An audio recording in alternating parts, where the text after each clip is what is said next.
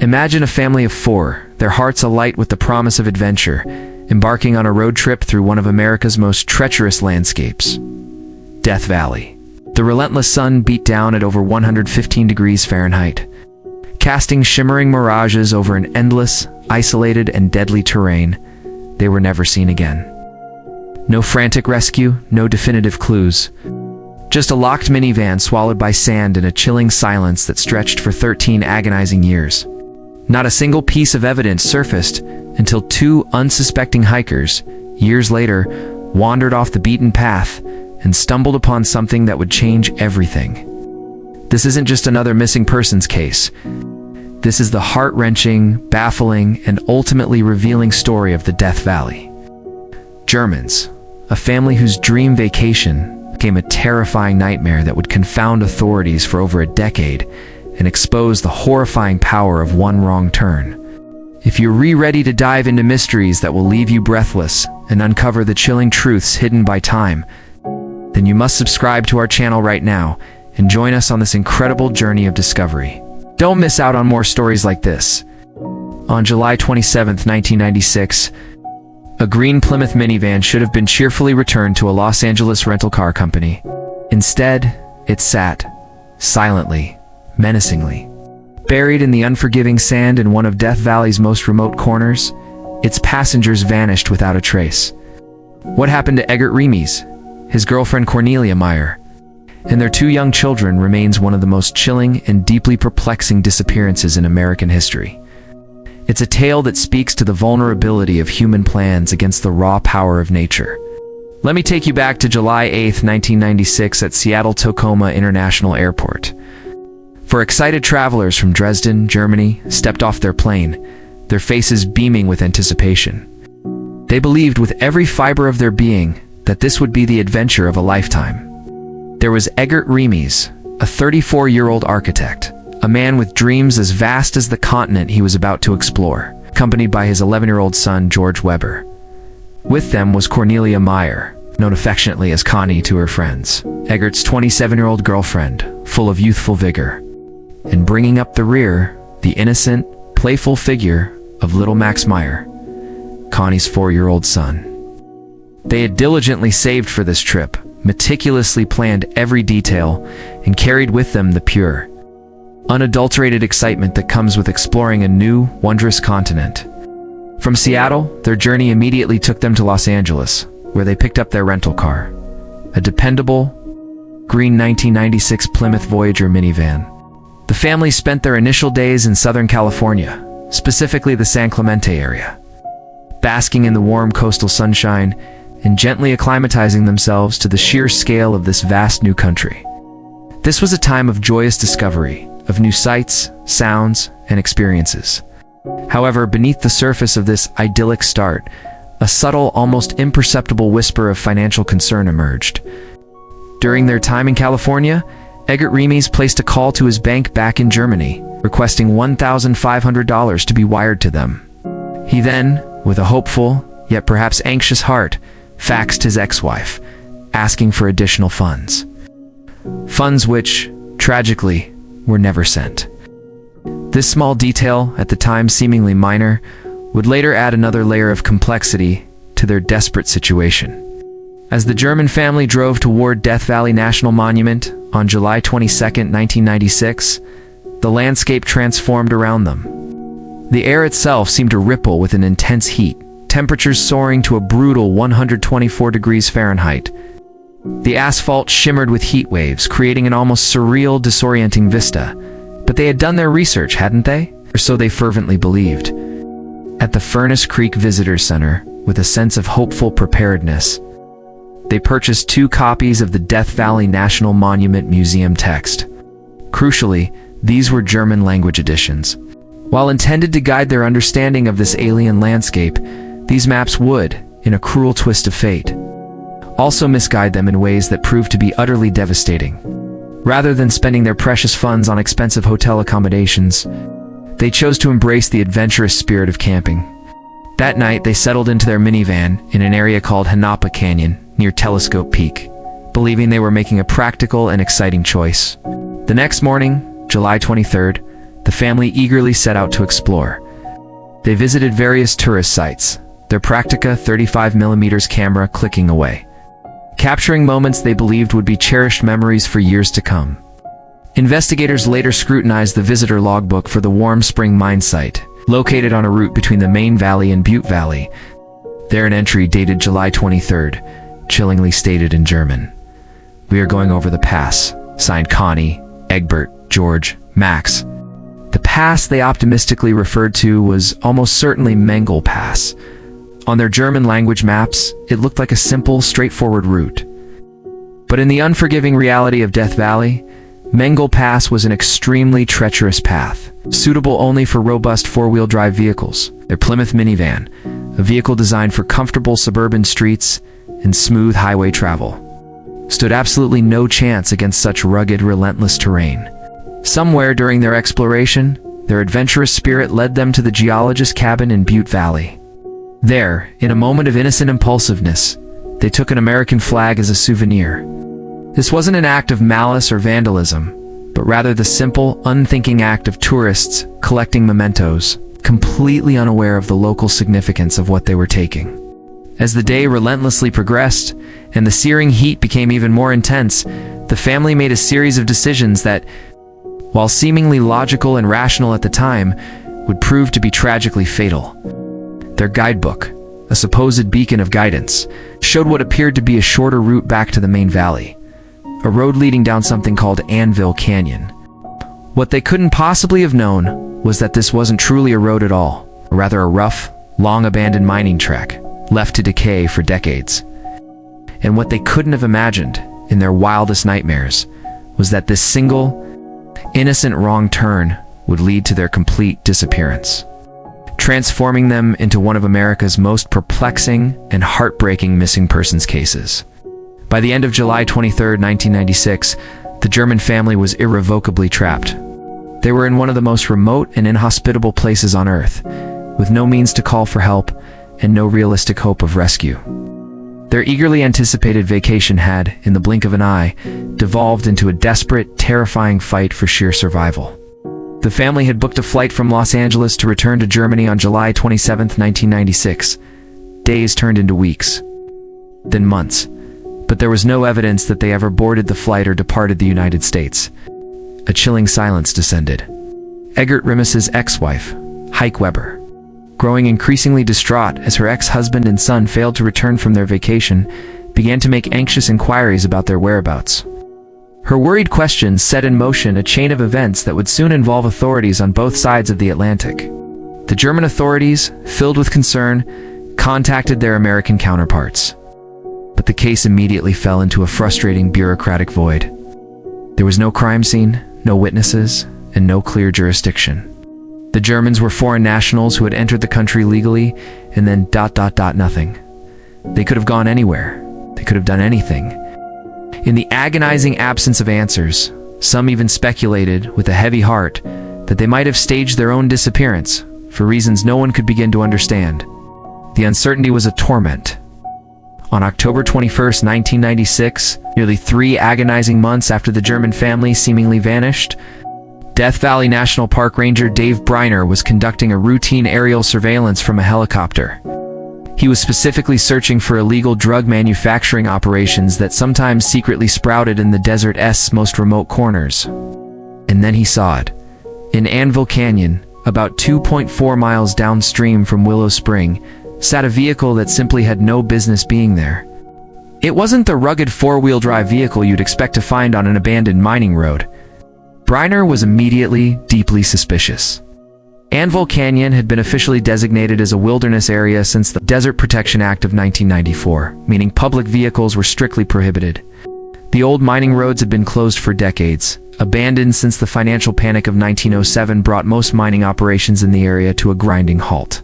When the helicopter landed, Briner approached the vehicle with extreme caution. It was a 1996 Plymouth Voyager, with California license plates locked tight. 3 of its tires were completely flat, and the sand all around it showed clear. Desperate evidence that someone had tried to drive it out, despite the deflated tires. The axles were buried deep in the sand, and it was painfully obvious the van had been stranded there for quite some time. But where were its occupants? The burning question echoed in the vast silence. Briner immediately radioed for backup and began the painstaking process that would soon reveal the identity of the van's renters. When California Highway Patrol ran the license plates, the vehicle was revealed to have been reported stolen by the Los Angeles Police Department on September 10, 1996. It was owned by Dollar Car Rentals and had been rented to 4 German tourists on July 8th. But this discovery, while providing a concrete link, bafflingly raised more questions than it answered. If the Germans had been stranded here since late July, where were their bodies? In Death Valley's brutal summer heat, survival without adequate shelter and water would have been measured in mere hours, not days. How the grim reality settled in? Death Valley National Park investigator Eric Imma was flown to the scene to begin a detailed, painstaking examination. Apart from Dave Briner's tracks from the previous day, no other footprints were visible around the vehicle, adding an even deeper layer to the eerie mystery. What he found inside the van painted a deeply poignant and heartbreaking picture of a family vacation that had taken a devastating, irreversible turn. The van contained everything you'd expect from tourists on a grand adventure: luggage, clothing, brightly colored children's toys, camera equipment, and multiple rolls of undeveloped film, holding untold memories. There were even full bottles of beer and bourbon, sleeping bags, and camping equipment, suggesting an initial sense of comfort and preparation for their journey. Most tellingly, there was one of the German-language guidebooks. Purchased at the Furnace Creek Visitor Center, a cruel reminder of their mistaken path. But there was also irrefutable evidence of how far off course the family had wandered. The American flag, taken from the geologist's cabin in Butte Valley, proved they had visited that remote and unintended location. Food wrappers and evidence of human waste near the van suggested they had spent at least one night at this desperate location, desperately trying to figure out their next move, battling the growing realization of their peril. The altitude at the van's location was about 3,000 feet, which meant that on July 23rd, the date investigators believed the family became stranded. The high temperature would have been around 107 degrees Fahrenheit, with overnight lows around 79 degrees Fahrenheit. These were survivable conditions, perhaps, if you had adequate water and shelter, but they were absolutely, undeniably fatal conditions if you didn't. The van was carefully removed from Anvil Canyon on October 22, and immediately, with a renewed sense of urgency and desperation, the largest search and rescue operation in Death Valley's history was launched. On October 23, 1996, as the sun began to paint the vast Death Valley landscape with a soft, hopeful light, the largest search and rescue operation in the park's history was poised to begin. The discovery of the abandoned Plymouth Voyager had transformed what was once a simple missing persons case into a harrowing race against time. Though, in their hearts, everyone involved knew that after 3 months in the desert, this was now almost certainly a recovery mission, not a rescue. A profound sadness hung in the air. The China Lake Mountain Rescue Group arrived first, their faces grimly determined, quickly followed by trackers from the Indian Wells Valley Search and Rescue Group. 8 mounted units from the Kern County Sheriff's Mounted Search and Rescue brought horses, animals capable of covering the brutal, rough terrain that vehicles simply couldn't navigate. The search teams fanned out from Anvil Canyon like spokes on a massive wheel, each group bravely taking responsibility for different sectors of the vast, unforgiving landscape. On the very first day, searchers made a discovery that sent a chill down their spines. A flicker of hope mixed with deep foreboding. At about 1.7 miles east of where the van was found, a member of the China Lake Mountain Rescue Group spotted something that starkly did unbelong in the natural desert environment. A Bud Ice beer bottle half buried in the sand next to a scraggly bush. Next to the bottle, someone had painstakingly cleared a ledge in the dirt and left behind what investigators later described as a large seat print, clear evidence that at least one person had sat there for an extended, desperate period. The bottle matched those found in the van, and its location suggested that at least one member of the German family had walked east from their stranded vehicle. The single, solitary clue only deepened the agonizing mystery. If the Germans had walked east from their van, where had they gone from there? And why, oh why, had no other trace of them been found? Day 2 brought a relentless expansion of search efforts. Teams arrived from Nye County, Nevada, and Inyo County, California. 2 helicopters, their rotors beating a rhythmic, almost mournful hum over the desert, joined the operation as they tirelessly scanned for any sign of the missing family. Search areas now included more of Anvil Canyon, significant portions of Warm Spring Road, Butte Valley, Mangle Pass, and the perilous route between the canyon and the main valley. The searchers were seasoned professionals, many with decades of invaluable experience in desert rescue operations. They possessed an almost innate ability to read the landscape, to spot the subtle, almost invisible signs that indicated human passage through this hostile environment. They meticulously followed every wash, bravely checked every cave, and examined every conceivable shelter where a desperate family might have sought refuge from the killing heat.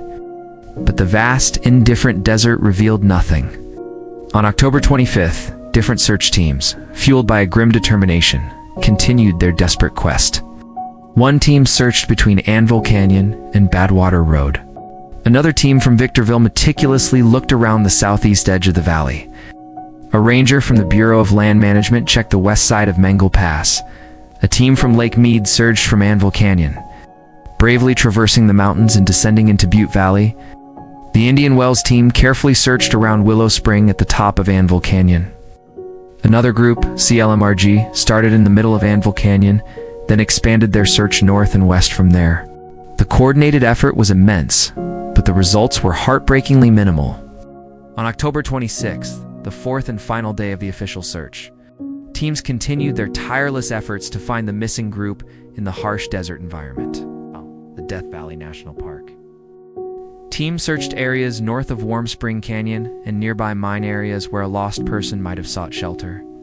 The Victorville team focused intensely on the area around Striped Butte in Butte Valley, while the Lake Mead team also searched Striped Butte and painstakingly walked along Warm Spring Canyon Road. A BLM ranger searched the west side of Mangle Pass and nearby routes the group might have used if they were desperately heading toward Ballarat. The Indian Wells team searched near Warm Spring Road and West Side Road after footprints. A fleeting glimmer of hope were found in the area.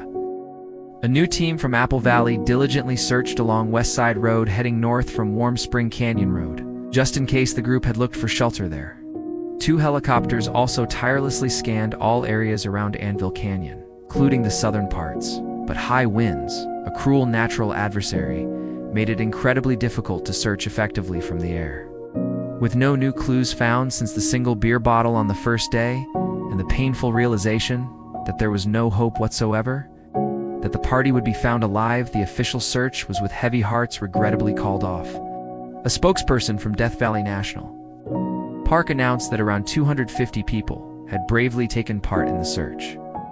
The team had searched intelligently and focused on the most likely areas, yet still, there was no sign of the missing German family. The case, a profound and painful void, was filed away, joining the ranks of America's most perplexing and unsolved mysteries.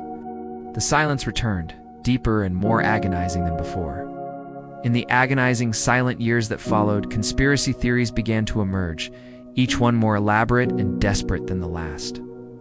Attempting to fill the gaping void left by the family's inexplicable disappearance, the human need for answers, for understanding, was palpable. Some suggested that Eggert Remes had been trying to reach the China Lake Naval Weapons Center, perhaps seeking classified information about hybrid propulsion technology. According to this chilling theory, the family had either been recruited into a shadowy Black Ops government program or, more sinisterly, eliminated because they had inadvertently seen something they weren't supposed to see. This theory gained a degree of traction because of Eggert's profession as an architect and his rumored interest in exotic technologies. But those who knew him well fiercely dismissed such speculation as the frantic product of overactive imaginations. Eggert, they insisted, was a devoted family man on vacation, not some industrial spy entangled in a clandestine world. Another theory, equally unsettling, suggested that the family had painstakingly staged their own disappearance. Eggert's colleagues remembered his talk of moving to Costa Rica, of starting fresh, a new life in a new country. Perhaps Death Valley had been deliberately chosen as a place to vanish, precisely because it was so remote, so utterly unforgiving, that no one would ever think to look for people who had supposedly died there. But this theory, too, was riddled with gaping holes. Why would anyone, in their right mind, choose to disappear in one of the world's most dangerous environments? And why? Risk the lives of 2 innocent children for such an elaborate deception?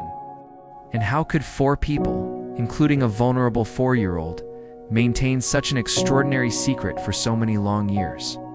The questions hung heavy in the air, unanswered. Even more disturbing theories involve the sinister shadow of foul play. Perhaps the family had encountered ruthless criminals engaged in illegal activities in the remote desert. Merciless drug manufacturers, desperate human traffickers, or simply dangerous individuals who saw the German tourists as either threats or lucrative opportunities.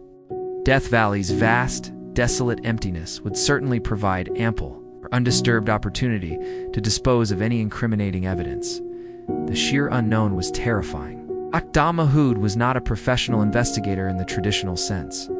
He was a dedicated search and rescue worker with Los Angeles County, a man who possessed a deep, intuitive understanding of both the science of survival and the profound, often elusive art of finding what others had lost. In 2009, 13 long silent years after the German family had seemingly vanished, he read about their case, and an unshakable compulsion took root within him. He simply couldn't let it go. What struck Mahood wasn't just the sheer tragedy of 4 people vanishing without a trace. It was the baffling, logical inconsistencies and the glaring flaws in how the case had been handled by previous authorities. He approached the mystery with the meticulous precision of an engineer dissecting a complex problem, breaking it down into component parts and analyzing each piece with fresh, unbiased eyes. Mahood theorized, with a growing conviction, that everyone had been searching in the wrong places, using the German language guidebook, the very one found in the abandoned van. He painstakingly traced the route the family most likely intended to take.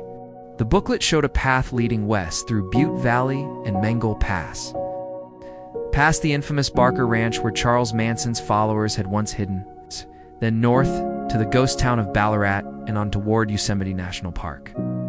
The family's initial movements, seen through this new, discerning lens, suddenly made complete, agonizing sense. They had left their camping spot in Hanapa Canyon on the morning of July 23rd and driven south to Warm Spring Road, turning west. The road at first would have seemed perfectly fine, encouraging them to continue toward what they fervently believed was a legitimate route to their next destination. At the Warm Spring camp, they likely stopped, desperately hoping to find someone who could tell them about the road conditions ahead. Instead, they found only a deserted mining camp, a chilling void. So, they signed the register, a final, poignant mark of their presence, and continued west. When they reached the geologist's cabin in Butte Valley, they again hoped to find someone, anyone, who could provide guidance. Finding it empty, they took the American flag as a souvenir, an innocent act that would later become a crucial clue, and pressed on toward Mangole Pass. But Mangole Pass, as they soon discovered to their horror, proved impassable for their minivan. The guidebook then offered what appeared to be an enticing alternative route, a road leading down Anvil Canyon that seemed to promise a way back to the main valley. Faced with the desperate choice of turning back or trying the seemingly shorter route, they, with hope dwindling, tragically chose the latter. Though Mahood's analysis differed from official searchers in one crucial, revolutionary way, he firmly believed the family had headed south from their stranded van, not east or north as others had assumed and searched. While traditional search and rescue doctrine suggested that lost people would, almost instinctively, try to return to their last known safe location, Mahood theorized that Eggert Remies, in his desperate attempt to save his family, would have looked at his maps and seen the northern boundary of the China Lake Naval Weapons Center only 8 or 9 miles to the south. It's a desperate man trying to save his family, a military installation with its promise of people, water, radio communications, and the ability to call for help would have seemed like an absolute salvation, a beacon of hope in a sea of despair. The hills between the van and the base didn't look insurmountable on the map, especially to someone who didn't understand the true, brutal nature of Death Valley's terrain. Mahood believed with unwavering conviction that the family had spent at least one harrowing night at the van, evidenced by the waste material found nearby. Then, with a glimmer of hope, they locked the vehicle and headed east down Anvil Canyon to the point where the beer bottle was found. From there, he posited they had bravely turned south toward what they desperately hoped would be rescue at the China Lake facility. But this was a route no official searcher had ever searched thoroughly. Official searchers had tragically dismissed the possibility, reasoning that experienced desert travelers would never head south into such forbidding terrain. But the Germans, with their limited knowledge and overwhelming desperation, weren't experienced desert travelers. They were terrified tourists with incomplete maps and an overwhelming burning need to save their children. Armed with this compelling logical theory, Tom Mahood embarked on his own private search in 2009, 13 long silent years after the family's disappearance. He was joined by his dedicated companion, Les Walker, and together they began meticulously exploring the rugged, desolate terrain southeast of Gullerwash. About 8 miles from the abandoned van and 4 miles from the China Lake boundary fence. What they found there, against all odds, would finally solve one of America's most enduring and heartbreaking mysteries, and at last bring a measure of peace to the families who had waited for so long, in such agonizing uncertainty, for answers. On November 12, 2009, a date forever etched in the annals of this mystery, Tom Mahood and Les Walker found Cornelia Meyer's remains, tragically scattered across about 150 meters of the unforgiving desert floor. Her passport and bank identification, complete with a photograph, confirmed her identity beyond any doubt. It was a moment of profound, sorrowful clarity. Les also found a toothbrush and a tube of some sort of salve or toothpaste in a small side wash to the northwest. Simple personal items that brought a lump to the throat. Heartbreakingly, they also found remains of a small shoe that could have belonged to a woman, or more likely to a child. A portion of Cornelia's daily planner was found, containing numerous business cards from places the Germans had stayed on their trip. A haunting itinerary of a journey that ended in tragedy. In addition to a 2-liter wine bottle, they also found a clear bottle about 70 feet downstream. This was later identified as one of the Bud bottles from the van, a final, tangible link to their last known location. Over the following days, with persistent, heavy hearts, they also found the remains of Egert Remies. The location was exactly where Mahood's theory had predicted, in terrain so rugged and incredibly remote that it's no wonder previous, less insight-driven searches had tragically missed it. The family, in their desperate and final effort, had indeed headed south from their stranded van, seeking salvation at a military base that, unknown to them, probably had no permanent personnel and certainly no ability to mount a rescue operation. This profound discovery finally, mercifully, put an end to 13 years of agonizing speculation and wild, unfounded conspiracy theories. There had been no nefarious government cover-up, no elaborate staged disappearance, and no complex, deceptive plot. For people had simply made a series of logical decisions, born of desperation and incomplete information, that tragically led them into a death trap from which there was, devastatingly, no escape. Subsequent searches found additional remains, though there wasn't enough DNA evidence to positively identify them as belonging to the 2 children, leaving a small, lingering ache of uncertainty. But the heartbreaking mystery of what truly happened to the Death Valley Germans had, at long last, been solved. The story of the Death Valley Germans is, at its core, profound and deeply moving tragedy of good intentions and fatally bad information. A family who should have lived long, fulfilling lives instead became victims of circumstances they couldn't possibly have anticipated and dangers they couldn't have understood in their deepest fears. But their story, grim as it is, teaches us something profoundly important about human nature. About the enduring power of hope over impossible experience, and about the extraordinary, tireless lengths people will go to in order to find the truth, no matter how long it takes. Egert Remies was simply trying to show his beloved son and his girlfriend S-Child the awe-inspiring wonders of America. Cornelia Meyer was embracing a grand adventure with a man she deeply loved. 11-year-old George was experiencing the world far beyond the confines of his small German city, his eyes wide with discovery. And 4-year-old Max was simply along for the ride. His innocent trust placed entirely in the adults who he believed would keep him safe. When their dream vacation spiraled into an unthinkable nightmare, they made decisions that, in their desperate state, seemed utterly logical at the time. They tried to find an alternative route when their first choice proved impossible. They attempted to reach what they believed was safety when their vehicle became hopelessly stranded. They walked toward what, on their limited maps, appeared to be a place where help could be found. Each decision, taken individually, made heartbreaking sense. But collectively, they led to an unbearable tragedy. However, the true heroes of this sorrowful story are the people who simply refuse to give up. Tom Mahood and Les Walker, driven by a profound sense of justice and empathy, spent countless, grueling hours researching the case. Hiking through perilous, unforgiving terrain and meticulously following logical threads that professional searchers had tragically dismissed. Their unwavering dedication, their sheer force of will, finally brought a measure of closure to families who had waited for more than a decade for answers. The German families in Dresden could, at last, hold memorial services with some certainty about what had happened to their loved ones. The agonizing mystery that had haunted them for 13 years was finally solved, allowing them to grieve properly and begin the incredibly painful yet necessary process of healing. Mahood later expressed deep frustration with the initial lack of cooperation from some authorities, noting with a touch of bitterness that without his and Walker's independent efforts, the remains might never have been found. Their success, where seasoned professionals had failed, powerfully demonstrates the immense power of persistence and fresh, innovative thinking in solving stubborn cold cases. The case also serves as a profoundly sobering reminder about the inherent dangers of America's vast, beautiful, yet merciless wilderness areas. Death Valley, while breathtakingly beautiful in its stark majesty, is also one of the most unforgiving environments on Earth. Every single year, unprepared visitors tragically underestimate its dangers and find themselves in life-threatening situations. The lessons from the Death Valley Germans are stark and clear.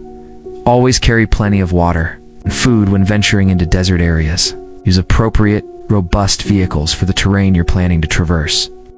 Inform others of your planned itinerary before departing. Carry reliable communication devices and, crucially, know how to use them. Most importantly, never rely solely on maps that may not accurately reflect current road conditions or hidden dangers.